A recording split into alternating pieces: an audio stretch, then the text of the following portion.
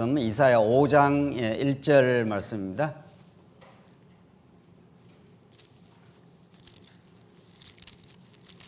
구약성 이사야 5장 1절 말씀입니다. 찾으신 줄 알고 봉독 드리겠습니다. 나는 내가 사랑하는 자를 위하여 노래하되 내가 사랑하는 자의 포도원을 노래하리라. 내가 사랑하는 자에게 포도원이 있으며 심히 기름진 사내로다. 땅을 파서 돌을 제하고 극상품 포도나무를 심었도다. 그 중에 망대를 세웠고 또 그 안에 술터를 팠도다. 좋은 포도 맺기를 바랐더니 들포도를 맺었도다. 2절까지 우선 봉독 드리겠습니다.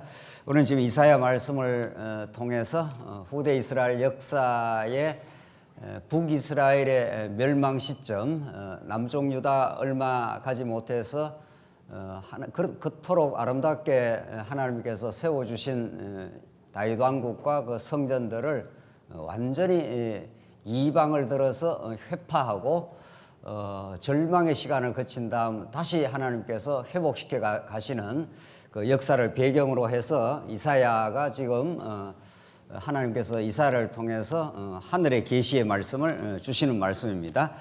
오늘 본문 바로 들어가기 전에 이런 우리가 서론에서 잠깐 살폈습니다마는 이 예언의 말씀이 어떤 과거의 언약을 근거로 하고 이 예언의 말씀이 무엇을 목적으로 하는가를 다시 한번 상기하고 이제 본문 들어가도록 하겠습니다. 모든 이스라엘의 역사는 이스라엘 백성들의 주체가 되어서 역사가 진행되고 또 어떤 결과에 이르는 것이 아니라는 거죠. 하나님께서 만세전에 모든 걸 작정해 놓으시고 그 하나님의 크고 위대하신 그 언약 백성을 향한 끝없는 그 사랑을 계시하시려고 하나님은 언약을 맺습니다. 우리 아담에게 가장 근본적인 언약을 맺으시고 이제 직접적으로 이스라엘 백성들에게는 아브라함에게 하나님께서 언약을 맺는 거죠. 그게 이스라엘 역사의 그 출발점입니다. 하나님께서 아브라함에게 찾아가시고 아브라함에게 언약을 맺어서 네가 큰 민족을 이루고 복의 근원이 되겠다. 하나님께서 그렇게 일방적이고 주권적인 약속을 하시고 그대로 이루어 가시되 그 은혜가 얼마나 크고 놀라운 것인가를 깨닫게 하기 위해서는 한번 하나님께서 이스라엘 백성들을 애굽의 종살이를 시켰다가 그들을 이제 건져내시는 방식, 전적인 은혜의 손길로, 전적인 주권적인 손길로만 이스라엘 백성이 나올 수가 있는 거죠. 그래서 그때 나와서 얼마나 하나님을 찬양했는지 모릅니다. 그렇게 이스라엘 백성들을 참된 찬송을 만들어내시고 여호와 하나님 말을 노래하게 하기 위하여 하나님은 이제 한번 애굽의 종살이를 시키고 건져내시는 방식을 취하시는 거죠. 하나님께서 시내산에서 이제 모세 언약, 시내산 언약이라고 하는 통칭해서 모세 언약을 주시는 것은 하나님이 이제 그 나라를 자손만 60만 대군으로 나왔지 않습니까? 그 자손들을 땅으로 인도하고 하나님이 계획하신, 하나님이 복되게 허락하신 그 나라를 하나님께서 이제 세워가는 과정에 시내산 언약을 주시는 거죠. 그 시내산 언약이 우리가 잘 알고 있는 대로 그 나라를 하나님께서 통치하는 통치 원리가 들어있는 거죠. 이른바 통치법입니다. 나라에 통치법을 주셔서 그 나라를 내가 이런 원리에 의해서 내가 이 나라를 다스리고 너를 끝까지 사랑하겠다 이런 뜻이죠. 그런데 그 통치법으로서 율법을 주시면 이스라엘 백성들은 400년 종살이 했기 때문에 그들이 하나님의 거룩한 계명에 비추어 보면은 그들의 죄가 드러날 수밖에 없죠. 그래서 다 드러나게 되어 있습니다. 하나님의 거룩한 계명에 비추면 그것이 이제 꼭 만약 그 공의대로 하나님께 하신다면 이스라엘 백성들은 가나안 땅 들어갈 수가 없죠. 행위대로 말한다면 하나님의 공의의 심판을 행하시면 이제 요 모세 언약이 근거가 되어서 지금 우리 이사야 예언의 말씀이 이제 하나님이 심판하시되 회복하신다. 더 근본적으로 말하면 회복을 통해서 하나님의 그 크고 놀라운 능력을 가르쳐 주기 위해서 하나님께서 이제 심판을 하시는 거죠. 그래서 그게 모세 언약 안에 그대로 들어 있습니다. 하나님께서 모세 언약의 통치법은 공의로 너희들을 다스려 가겠다. 너희들이 이렇게 잘못하면 반드시 그렇게 배상을 해야 된다 하는 그 배상법이 법규에 잘 드러나 있지 않습니까? 그리고 이제 그러나 너희들에게 하나님께서 또 자비도 베풀어 준다. 공의와 자비, 공의와 사랑의 법이 이제 통치법입니다. 그대로 이스라엘 역사가 이루어집니다. 이스라엘 백성이 가나안 땅 들어가지 않습니까? 들어가서 사사시대 때 그들은 늘 하나님 많이 떠났습니다.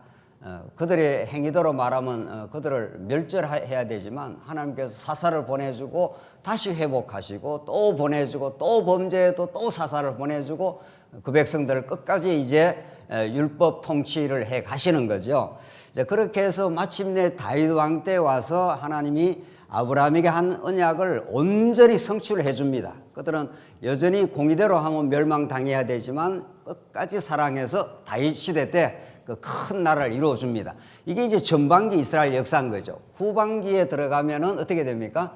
하나님께서 세워진 나라를 하나님께서 끝까지 보호해 가시는 여호와 하나님, 그들의 그 세워진 나라가 자기들의 의에 의해서 세운 것이 아니라는 걸 다시 한번 깨닫게 하고 은혜의 영광을 찬송하게 하기 위해서 하나님께서 시내산 언약의 마지막에 붙어있는 모압단 언약에서 너희들 들어가서 배부르고 살찌면 나를 떠나게 될 것이라, 이게 예언이 되어 있습니다.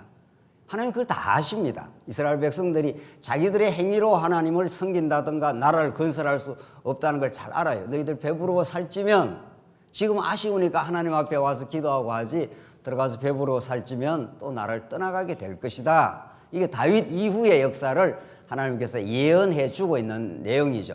그 모압 땅에서의 하나님의 언약에 근거해서 지금 이사야가 시작이 돼. 이사야의 예언이 전개가 돼 가는 거죠. 따라서 이런 하나님께서 과거의 역사, 그리고 지금 이제 북이스라엘이 망하는 시점, 곧 남쪽 유다도 바벨론에서 해파되는 것은 이제 모압 땅에서 하신 언약의 성취를 통해서 하나님을 이제 가르쳐 주는 거죠. 한번 그것만 한번 확인하고 우리가 이제 이사야로 들어가겠습니다. 신명기 31장입니다. 신명기 31장 16절 말씀입니다. 신명기 바로 스크린 봐도 됩니다. 신명기 31장 16절. 여기 이제 모압 땅에서 주신 하나님의 말씀인데, 너희들 미래에 대해서 하나님께서 이미 예언적으로 언약을 해놨습니다. 너희들 들어가면 어떻게 된다. 한번 보십시다. 31장 16절 말씀입니다. 또 여호와께서 모세에게 이르시되 너는 내 조상과 함께 누우려니와, 이제 너 모세는 이제 곧 앞으로 죽게 되고 이 백성은 그 땅으로 들어가 음란히 그 땅의 이방 신들을 따르며 일어날 것이요 나를 버리고 내가 그들과 맺은 언약을 어길 것이라. 하나님께서 이제 모세 언약을 줬는데 이 모세 언약을 이스라엘 백성들이 애굽 땅에 들어가서 가나안 땅에 들어가서 어기게 될 것을 예언을 해주고 있습니다. 그렇죠? 여기 너희들 들어가게 되면 음란히 그 땅의 이방 신들을 따르게 된다. 하나님 여호와를 섬기는 것이 복인데 계명에 그렇게 나와 있어. 나 외에 다른 신을 섬기지 말라. 이게 하나님께서 대원칙이고 하나님의 궁극적인 뜻인데 이스라엘 백성들의 능력으로는, 그들의 행위로는 그렇게 여호와 하나님을 섬기지 못하게 될 것이라 이렇게 예언이 되어 있습니다. 이 예언대로 진행이 됩니다. 그렇죠? 그래서 17절을 봅시다. 그러면 내가 어떻게 하는가 하면은 내가 그들에게 진노하여, 나오지 않습니까? 이게 이사야의 심판입니다. 너희가 나를 떠나게 되면은 진노를 하여 그들을 버리며 내 얼굴을 숨겨 그들에게 보이지 않게 할 것인즉 그들이 삼킴을 당하여 이제 바벨론에 의해서 완전히 뿌리를 뽑히게 된다, 이런 거죠.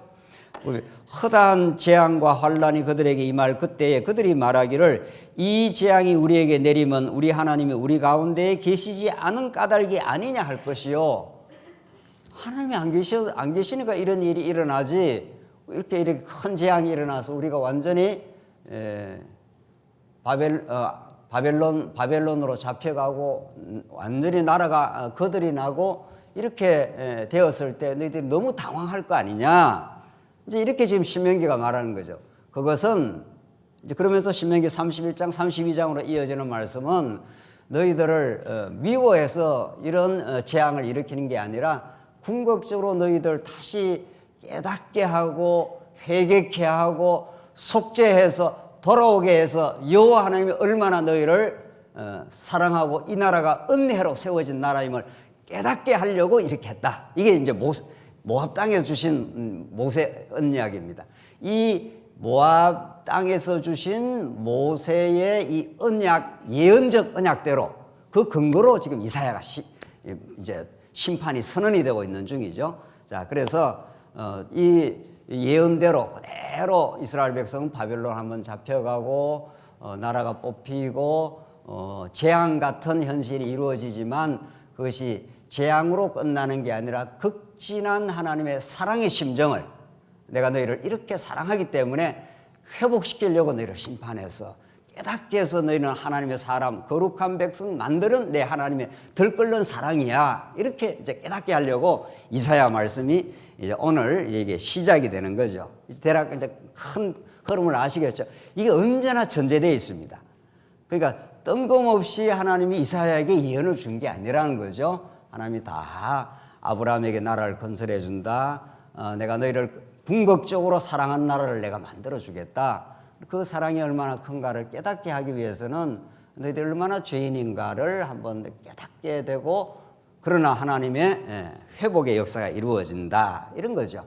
이 모든 것이 어디 가서 이루어진다고요? 지금 우리 오늘 본문의 말씀, 이제 심판에 대한 말씀은 궁극적으로 누구에게 그 심판을 퍼붓습니까?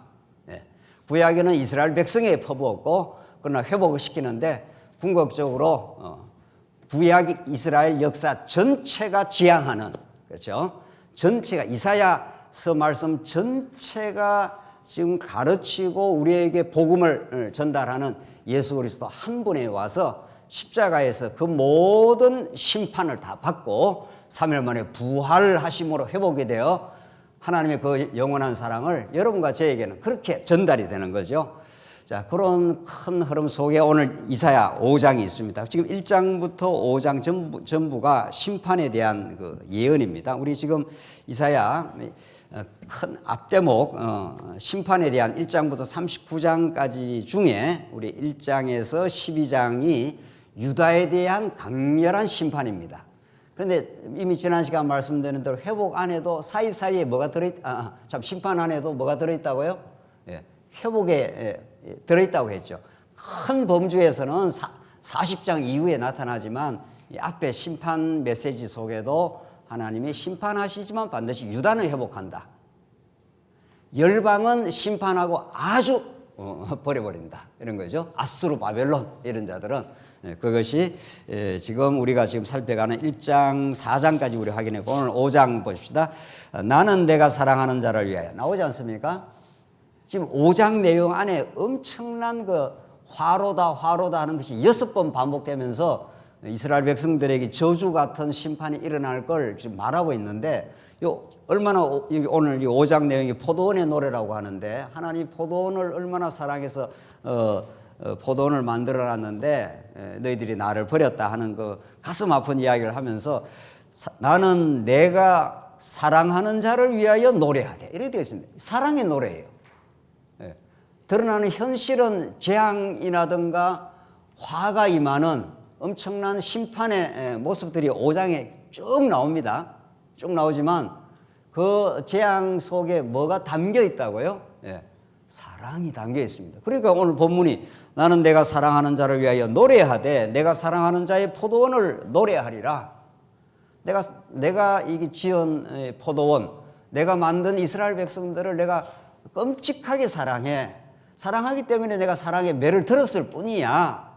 이걸 사랑의 지금 진노를 지금 표현하는 방식이죠. 그래서 2절 그 중간에 내가 사랑하는 자에게 포도원이 있으며 심히 기름진 산이로다. 2절 봅시다. 땅을 파서 돌을 제하고 극상품 포도나무를 심었도다. 포도 중에서도 가장 좋은 포도 그를 심었도다. 그 중에 망대를 세우고 그 안에 술터를 팠도다. 좋은 포도 맺기를 바랐더니 들 포도를 맺었도다. 아주 안 좋은 포도 열매가 맺혀버렸다. 하나님은 원래 좋은 포도나무를 생각하고 했는데 이스라엘 백성들이 하나님의 깊으신 뜻을 모르고 자식이 아직 성장하기 전에 부모의 깊으신 뜻을 모르고 지 멋대로 살아가듯이 덜 포도를 맺었다고 이게 지금 부모의 이게 한탄의 지금 심정을 지금 하나님 아버지의 심정을 표현하는 거죠. 3절 예루살렘 주민과 유다 사람들아 구하노니 이제 나와 내 포도원 사이에서 사리를 판단하라. 이게 지금 어떻게 됐는지 한번 우리가 이야기를 해보자. 사리를 판단하라. 4절 내가 포도원을 위하여 행한 것 외에 무엇을 더할 것이 있으랴. 내가 좋은 포도 맺기를 기다렸더니 덜 포도를 맺으면 어찌됨 일인고. 이런 것이요.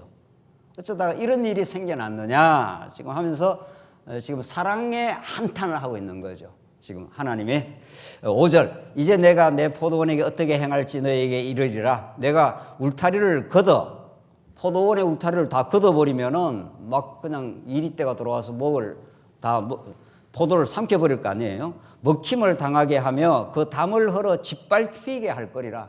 하나님은 포도원이 이스라엘 백성들의 그 비유입니다.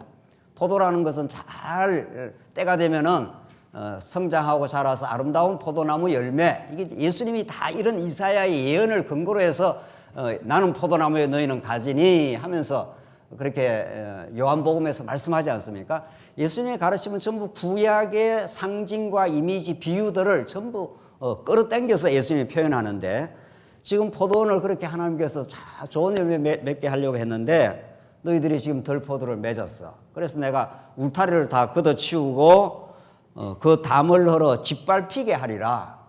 이제 바벨론에 와서 너희들이 완전히 포도원이 회파되게 될 것이다 라는 그 비유를 지금 포도원 노래로 지금 설명하고 있는 거예요. 6절 내가 그것을 황폐하게 하리니 했지 않습니까?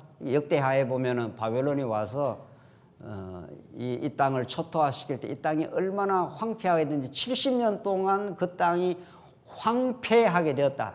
그렇게 역사서에 나오지 않습니까? 그걸 그대로 지금 포도원 비유를 통해서 지금 설명을 합니다. 황폐하게는 다시는 가지를 자름이나 북을 돋우지 못하여 찔레와 가시가 날 것이요.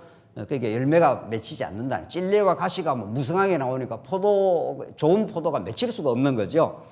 내가 또 구름에게 명하여 그 위에 비를 내리지 못하게 하리라 하셨나니 7절 무릇 만군의 여호와 포도원은 이스라엘의 족속이여 그가 기뻐하는 나무는 유다 사람이라. 그들에게 정의를 바랐더니 도리어 포악이요 그들에게 공의를 바라셨더니 도리어 부르짖음이었도다. 이거 아주 중요한 표현이 나왔습니다. 정의와 공의. 하나님께서 이제 아브라함에게 언약을 하시고 우리 모세에게 언약, 이게 율법 언약입니다. 그냥 성경에서는 율법이라고 나오기도 하지만 율법적 언약이라고 해서 우리는 이걸 율법 언약이라고 보죠. 여기에 이제 계명이 있고 법규가 있고 규례가 있는 거죠. 이게 우리 신명기에서 다 공부를 한 거죠. 계명은 가장 대원칙이고 대원칙, 하나님 사랑, 이웃 사랑 원칙이고 법규는 이 땅의 백성, 미시파트라고 이 땅의 백성들이 살아가는 여러 가지 방법입니다. 너희들이 소를 잃게 했으면 그 소를 그대로 배상을 하라. 가난한 자에게 뭐를 그 옷천당을 잡히면은 해가 지기 전에는 돌려주라. 뭐 이런 말들이 여러 가지 그 법규들, 이스라엘 백성들이 나라를 이루었을 때 그 나라 백성들이 잘 살아갈 수 있는 법규, 미시파트. 요게 번역을 공의로도 번역이 됩니다. 이런 걸 하면은 이 나라가 잘 하나님이 통치하시는 사랑의 나라가 된다는 거죠. 가난한 자의 옷을 전당을 잡아가지고 안 돌려주면 그들에게는 옷이 뭐라고요? 이불입니다. 옷이 이불이에요. 그러니까 그 이불을 덮고 자야 되는데 그걸 안 돌려주면 얼어 죽어요. 그러니까 너희들 그렇게 해라. 고아나 과부나 그들에게 개개에게 반드시 그들에게 자비를 베풀어 줘라. 왜냐하면 너희들도 애굽에 있을 때 고아나 과부나 객처럼 도움이 없으면 살 수 없는 백성이 아니었느냐. 이거는 걸 지키면서 여호와 하나님이 이 땅을 주시고 여호와 하나님이 이 땅을 지켜나간다는 걸 기억하게 하려고 이런 거죠. 그러니까 모세 언약은 아브라함 언약의 하나님을 기억하게 하는 방법이죠. 이러한 하나님의 통치법을 하나님께 주셔서 기억하는 거죠. 그럼에도 불구하고 이것을 못 지키면은 하나님께서 규례를 못 지키면이 아니죠. 들어가면 못 지켜요. 들어가면 다 어겨요. 나 외에 다른 신을 섬기지 말라 했는데 너희들 들어가면 엄난히 이방신들을 섬기게 될 것이라 예언을 해버렸지 않습니까? 그러니까 이건 원칙으로 준 건데 이걸 이스라엘 백성들이 자기 행위로 할 수가 없어요. 그래서 규례에서 이게 뭐죠? 예, 성막에서 제사 드리게 되는 거죠. 이제 이런 나라로 하나님께서 다스려 주시겠다 했는데 실제로 이스라엘 백성들 후대에 가면은 이제 여기에 지금 이 시점입니다. 이쯤입니다. 이쯤 나라가 망하기.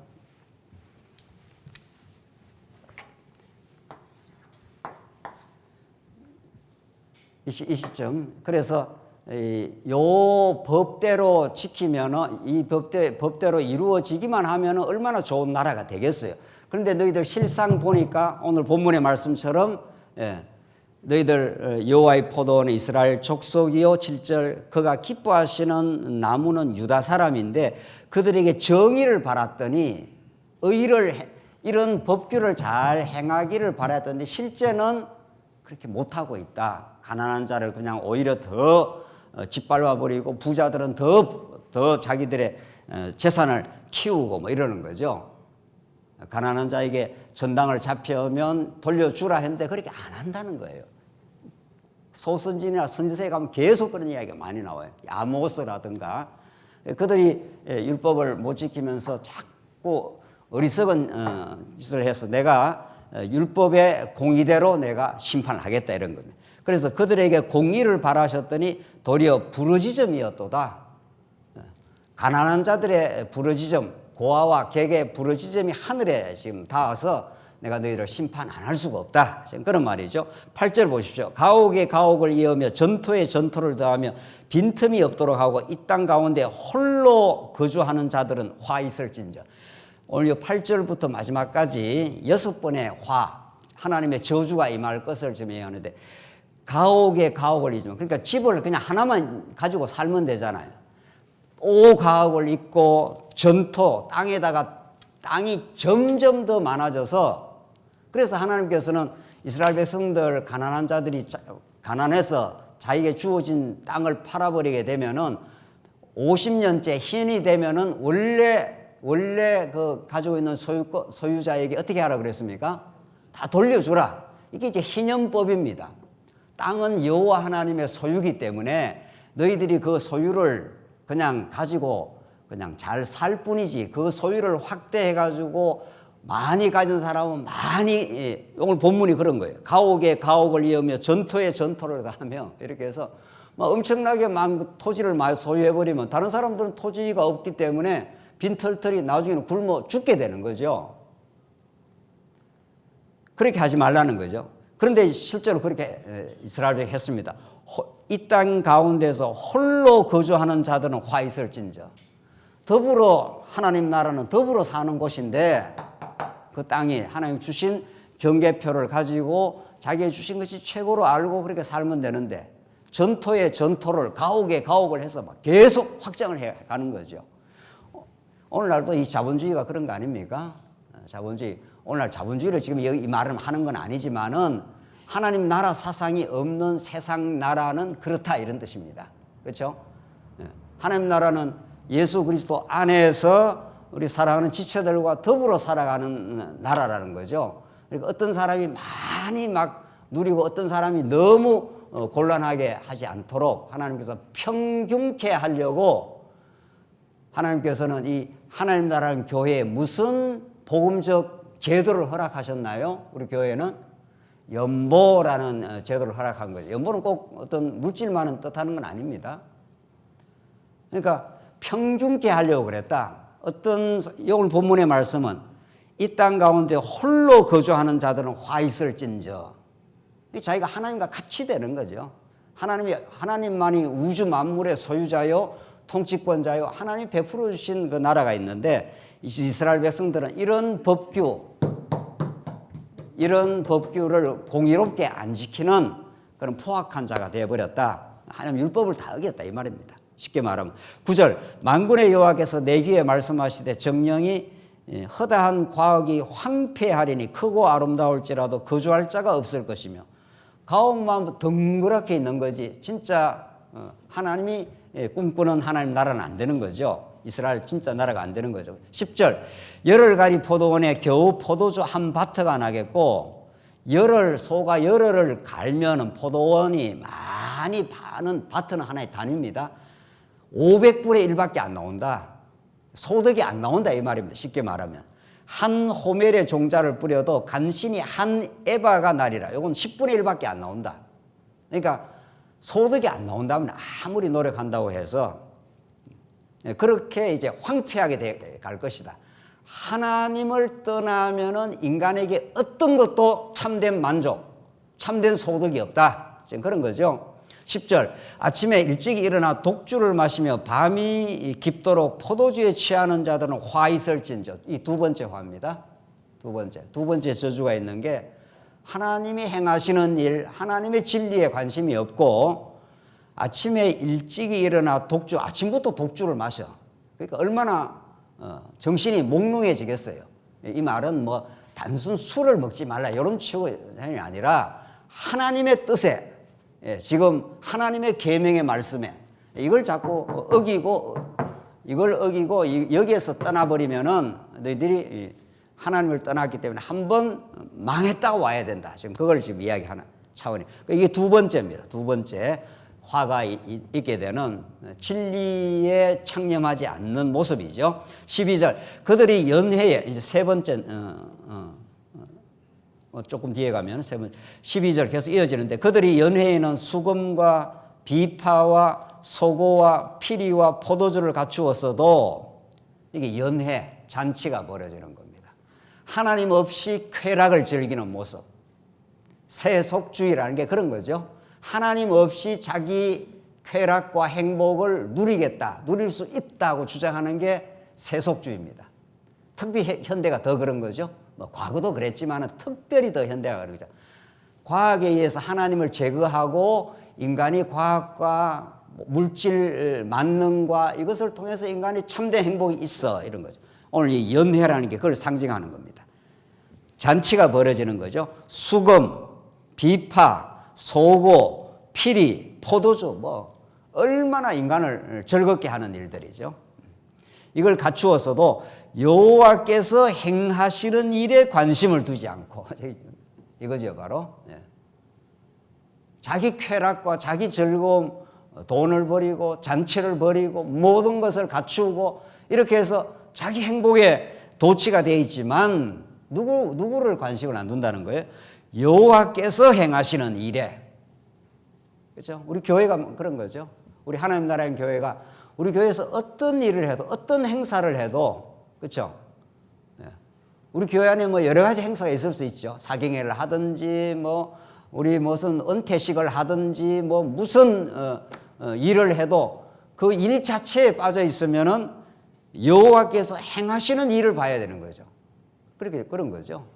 하나님께서 이 일을 이렇게 하셨다. 우리 얼마 전에 지난주에 공동회 행간에 공동회 이런 사업도 하고 저런 사업을 한다 할지라도 그 사업이 우리의 궁극적 관심사가 아니라 하나님께서 그 사업을 계획하게 하시고 우리를 그 아름다운 하나님 나라 일에 동참케 하신 여호와 하나님, 그 하나님의 은혜와 사랑, 거기에 관심이 있는 거죠. 우리 궁극적 관심은 그런 일들을 통해서 말이죠. 그러니까 여호와께서 행하시는 일에 관심을 두지 아니하고 그의 손으로 하신 일을 보지 아니하는도다. 하나님 손 보이시나요?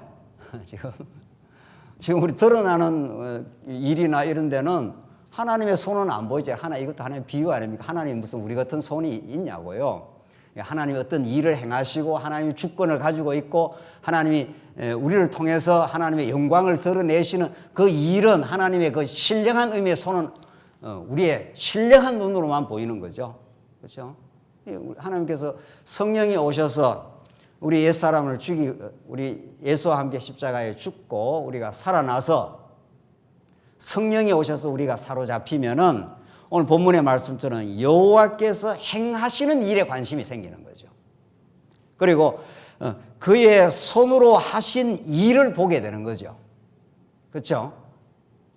어떤 우리 성도가 무슨 일을 한다, 어떤 일을 봉사를 한다, 우리가 진리를 위해서 수고한다 할 때 그 성도가 하는 게 아닌 거죠.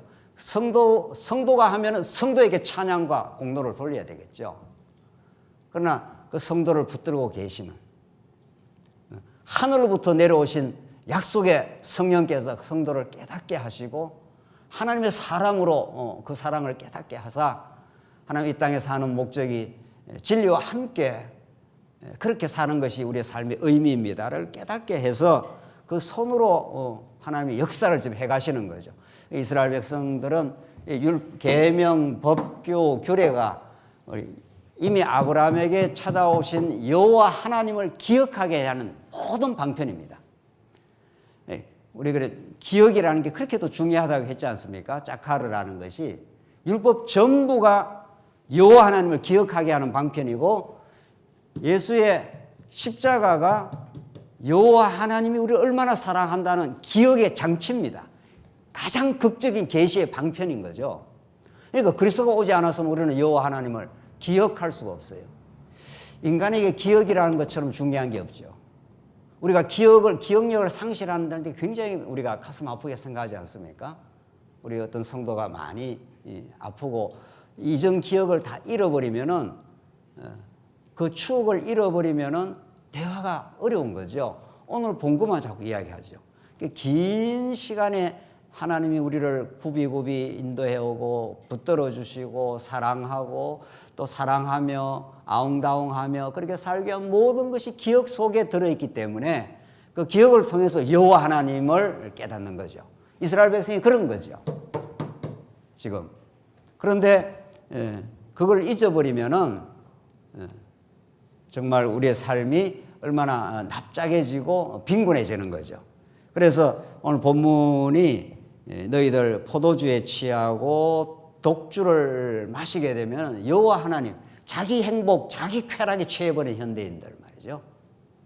그러면 여호와 하나님의 위대한 통치와 그의 베푸시는 은혜와 예수의 십자가를 통해서 확정된 그 사랑에 대해서 잊어버리는 거죠. 13절 그러므로 있지 않습니까?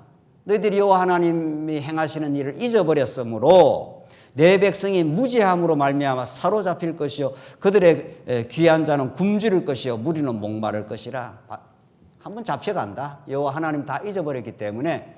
그래서 너희들이 원하는 이방신들한테 한번 가서 살아봐 이렇게 되는 거죠. 그게 바벨론의 마루둑이라는 그 이방 신상에 가서 너희들 한번 거기 한번 가봐. 그게 참 행복인지 이런 거죠. 14절 그러므로 서울이 욕심을 크게 내어 한량없이 그 입을 벌린 적 그들의 호화로움과 그들의 많은 무리와 그들의 떠드는 것과 그들의 그 중에서 즐거워하는 자가 거기에 빠질 것이라. 그 푸 깊은 죄악의 잠에 너희들 빠지게 된다. 15절 여느 사람은 구풀이고 존귀한 자는 낮아지고 오만한 자의 눈도 낮아질 것이라. 하나님께서 오만한 눈을 낮추시려고 바벨론으로 데려가고야 만다. 그래서 하나님이 하시는 목적이 16절에 나오는데 하나님이 이 바벨론으로 다 끌고 가고 그들을 초토화시키는 것은 오만한 자의 눈을 낮추시고 이런 말이죠. 인간은 낮아야 행복해집니다. 그렇죠? 인간은 높아지면 절대로 행복하지 않는 거죠. 낮아진 거기에 하나님의 풍성한 은혜가 채워지는 거죠. 그걸 그렇게 하나님의 은혜와 사랑을 깨닫게 하려고 하나님께 우리를 비워내시고 낮아지게 만들고 위로부터 신령한 복을 채워주시려고 그렇게 하는 거죠. 그런데 인간은 끊임없이 높아지려고 하는 거죠. 높은 자리에 올라가면 뭐 높은 자리가 어떤 자리인지 모르겠는데 거기에 가면은 뭔가 좋은 줄 알지만 그것이 행복을 잃어버리는 참 행복을 잃어버리는 거예요. 그래서 16절에 만군의 여호와는 만군의 모든 것을 다스리는 전능하신 여호와는 정의로우시며 높임을 받으시며 그분만이 높임을 받는다. 근데 놀라운 사실은 그분이 가장 높고 위대하고 영광스러운 분인데 가장 영광스러운 하나님의 아들을 보냈는데 하나님께서 우리를 낮춘 것은 그냥 낮추어서 그렇게 살려고 하는 게 아니라 예수 그리스도와 연합을 해서 그 영광을 누리게 하시죠. 그러니까 우리는 자기 영광으로 높아지는 게 아니라 하나님 앞에서 얼마나 우리가 말할 수 없는 죄인이며 피조물이며 티끌이며 먼지며 그 먼지를 하나님께서 생기를 불어넣어서 우리를 인생을 만드신 거 아니에요. 그런 존재임을 알게 하고 하나님의 영광으로 채워주시고 하나님의 아들과 연합을 시켜주는 거죠. 그래서 최고의 영광을 누리게 하는 거죠. 우리 영광이 아닌 거죠. 주어진 영광이고 선물로서 주어진 믿음인 거죠. 그래서 거룩하신 하나님은 공의로우시며 거룩하다 일컬음을 받으시리니 하나님은 한 번 거룩함을 받게 하시려고 하나님께서 이스라엘 백성들을 지금 인도를 해 가신다. 얼마나 놀라운 이사야의 심판에 대한 선언이고 심판을 통해서 회복시키는 하나님의 모습인 거죠. 하나님은 이스라엘 백성들을 뭐 괴롭히려고 때리는 것도 아니고 이스라엘 백성들을 초토화시켜서 단순히 그냥 바벨론에 잡혀가는 게 목적이 아니라 워낙 높아져 있으니까 이스라엘 백성들이 애굽의 종살이에서 나와서 이 땅을 넣어놨는데도 여전히 그들은 높아지고 또 높아져서 스스로 살 수 있다고 착각을 하니 하나님께서 그 오만한 눈을 낮추시고 하늘 영광으로 채워주시려고. 이게 사도 바울이 표현한 대로 약할 그때가 가장 강함이라 가장 큰 은혜를 누리게 됨이라. 하나님께서 우리 언약 백성들을 이 땅에 두시고 많은 연단도 주시고 낮아지기도 하고 내 뜻대로 안 되기도 하는 거기에 가장 놀라운 하나님의 거룩한 뜻이 배어 있고 그 사랑으로 채우시고 우리가 낮아지는 그 자리 비어지는 그 자리를 하나님이 만드셔서 채워가시는 하나님의 역사인 거죠. 17절 그때의 어린 양이 푸른 자기 초장에 있는 것 같이 풀을 먹을 것이요 유리하는 자들이 부자의 버려진 밭에서 먹으리라. 하나님께서 그들을 심판하고 아주 버리는 게 목적이 아니라 하나님의 품 안에 다시 돌아와서 그 은혜와 사랑 속에 살게 하시려고 이런 거죠. 18절 거짓으로 끈을 삼아 죄악을 끌며 술의 줄로 함같이 죄악을 이끄는 자는 화가 있을진저. 거짓으로 끈을 삼는 자, 하나님 살아계심을 부정하는 자 이런 뜻이죠.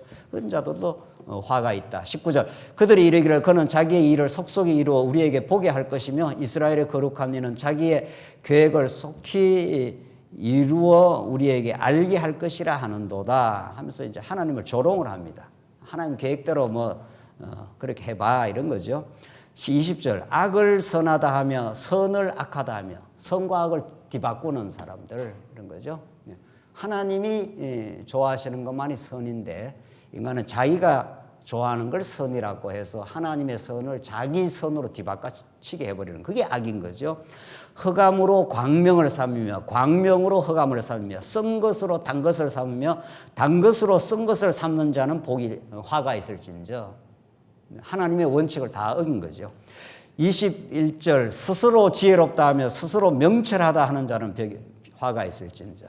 이게 이제 핵심입니다. 사실은 스스로 지혜롭다 내 판단이 옳다 이렇게 해서 세상은 다 난리가 벌어지는 거 아니겠어요?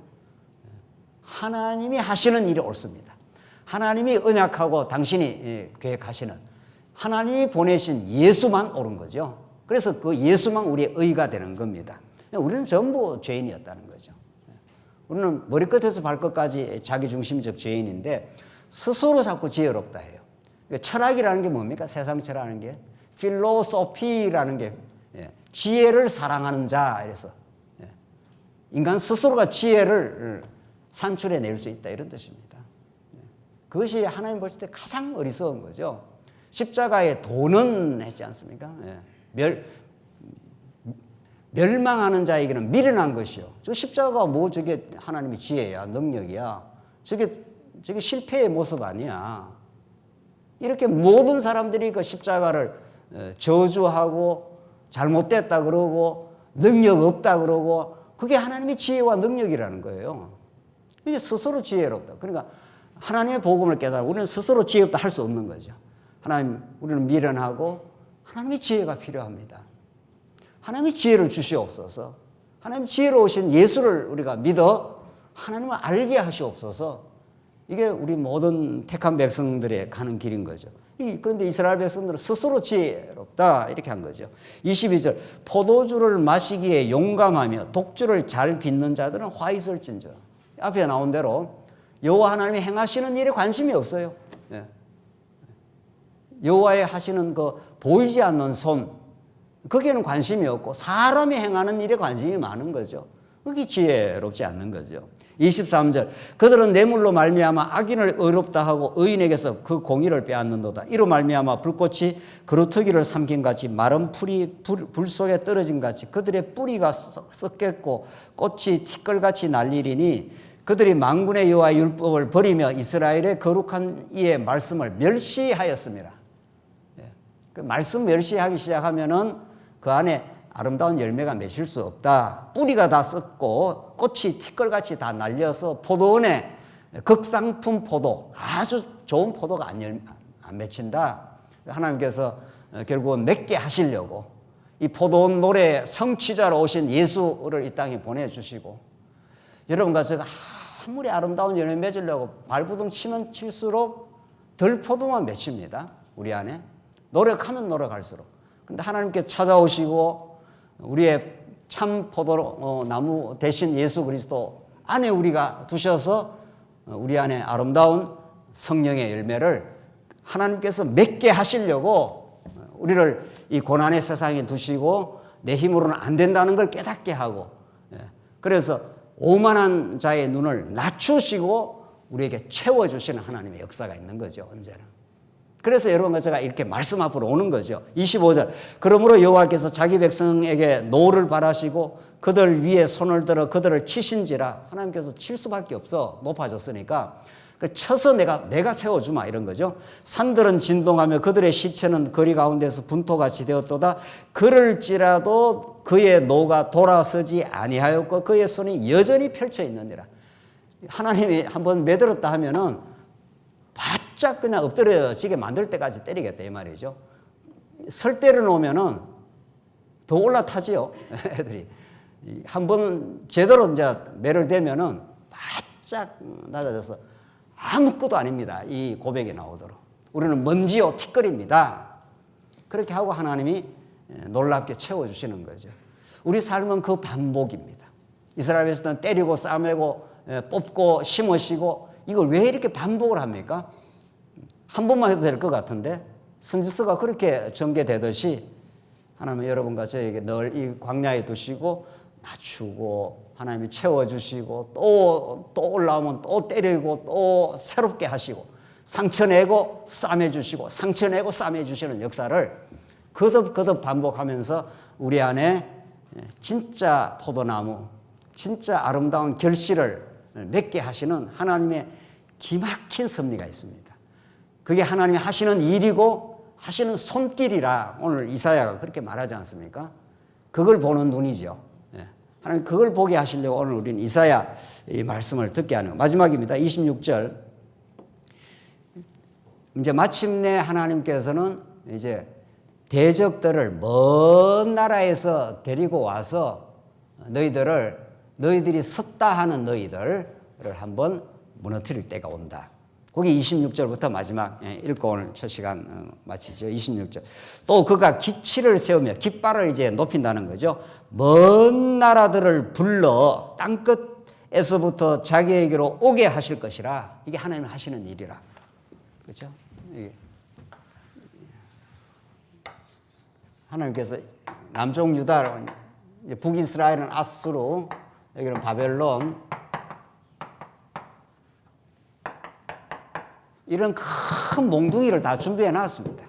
이 남쪽 유다, 북이스라엘 이들 하나님이 사랑하는 포도원 여기 아름다운 열매가 맺혀서 여호와 하나님만을 찬양하고 그분의 사랑으로 충만한 하나님 나라가 되게 하려고 토지의 전토의 전토를 이어가면서 가옥의 가옥을 이어가는 홀로 거주하는 자들 말이죠. 하나님과 같이 되고자 하는 많은 것을 소유해서 행복을 누리려고 하는 허탄한 그들을 낮추시고 그들을 새로운 포도원 열매 맺는 성령의 열매가 맺히는 그 사랑과 희락이 넘치는 나라를 하나님께서 만들어 주시려면 뭐가 필요하다고요? 이런 아수르도 필요하고 또 뭐 바벨론이라는 거 거대한 강대국이 필요합니다. 이스라엘 백성을 아주 약하게 만들어 놓고 저 강대국을 들어서 초토화를 시키고 저 강대국 저 틈바구니에서 무슨 수로 살아납니까? 그렇죠? 그러나 이사야 후반부에 가면 하나님께서 바사왕 고레스를 들어서 그들을 치겠다. 이 아수르는 그 전에 하나님께서 바벨론에서 망하게 하고 바벨론 이후에 등장하는 이 바사, 이런 모든 자들을 하나님께서 주관하고 계시는 거죠. 만군의 여호와라는 게 그런 뜻입니다. 만군의 여호와라는 것이, 그러니까 이거 얼마나 작은 나라로 그렇게 만들어 놨습니까? 그러니까 이스라엘 백성들이 이런 대적들 속에 살기 때문에 스스로 힘으로 살 수 없습니다. 하나님의 사단 권세에 우는 사자가 가득히 있는 이 세상 가운데 던져놓고, 이리대 가운데 던져놓고 하나님께서 지키고 보호하시고 아수르도 내가 멸망시켜버려, 바사를 통해서 바벨론도 내가 제거시켜버려, 그리고 너희들을 꿈같은 70년 포로를 마치고 회복의 역사를 만들어내는 여호와 하나님이야, 이런 거죠. 이 모든 말씀들은 예수 안에서 이루어지는 말씀인 거죠. 예수님 오실 때 400년 동안 선지자를 안 보냈기 때문에 이스라엘 백성들은 영적으로 캄캄한 세상입니다. 바리새인과 이 사두개인들이 종교 지도자들이 돼갖고 자기들의 율법을 잘 지켜서 자기 의를 드러내고 우리는 이렇게 의롭게 살아간다고 하고 세리와 창기들을 죄인 취급하면서 자기들은 전혀 죄인이 아니죠. 그게 선을 악하다 하고 악을 선하다 하는 자들의 화 있을진저. 예수님이 마태복음 후반부에 가면 그들에게 화를 얼마나 선언하는지 모릅니다. 하나님 그들을 싫다 좋다가 아니라 율법으로 의롭게 하는 자들 화 있을진저, 이런 거죠. 너희들은 그런 그 캄캄한 세상 가운데 예수님이 하나님 나라 실체로 등장을 하는 거죠. 그래서 십자가로 사단의 모든 권세를 괴멸하시고 다 흩어버리고 하나님께서 부활하시는 그 기적의 역사를 만드신 거죠. 여러분과 저는 그런 여호와 하나님이 행하시는 일 속에 들어있는 언약 백성입니다. 그들은 27절, 그들은 곰핍하여 넘어지는 자도 없을 것이며 조는 자나 자는 자도 없이 얼마나 힘차게 막 이스라엘 백성들을 밀고 들어오는지 모른다, 이런 뜻입니다. 30절 보십시오. 그날에 그들이 바다 물결 소리같이 백성을 향하여 부르짖으니 사람이 그 땅을 바라보면 흑암과 고난이 있고 빛은 구름에 가려워서 어두우리라. 이런 어두운 때가 온다. 그것은 어둡게 그냥 살게 하려고 오는 게 아니라 빛 대신 장차 예수 그리스도 안에서 참 빛을 얻어 그분 안에서 그분의 영광 속에서 영원히 은혜의 영광을 찬송하게 하시려고 그렇게 하셨다. 이게 이사야의 꿈같은 예언입니다. 너희들 그렇게 돌아오게 만들고 말겠다. 나는 너희를 사랑하고 너희는 내 포도원 과정에서 들포도를 맺었지만 너희들을 내가 이렇게 사랑해서 아름답고 충실한 열매를 내가 만들어 주고야 말 것이다. 이런 예언에 하나님의 언약적 의지가 담겨 있습니다. 그 이사야의 예언대로 그렇게 예수님 오셨고 성령이 하늘 보좌에서 보낸 성령 안에 여러분과 제가 살고 있는 거죠. 우리는 그러니까 날마다 들포도도 맺고 극상품 포도도 맺습니다. 들포도 맺을 때마다 이거는 하나님 안 붙으시면 이럴 수밖에 없구나. 그걸 깨닫고 우리 안에서 우리도 모르게 사랑하는 마음, 우리도 모르게 우리 지체들을 이해하는 마음, 이런 것이 생겨났을 때 하나님이 우리 안에서 극상품 포도를 만들어 주시는 거구나. 그러면서 우리가 감사와 희락이 넘치는 그런 삶으로 이끌어 가시는 거죠. 우리 잠시 쉬었다 하시죠.